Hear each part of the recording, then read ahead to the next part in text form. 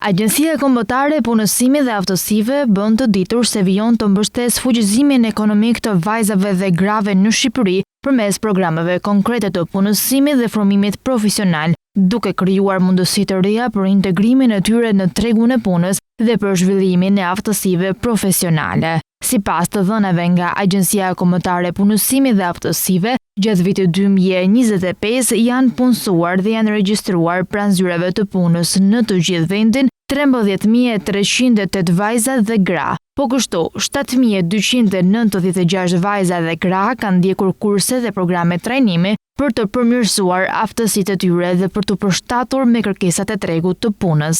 Këto programe synojnë të rrisin konkurrueshmërinë e tyre dhe të hapin mundësi të reja për punësim afatgjatë.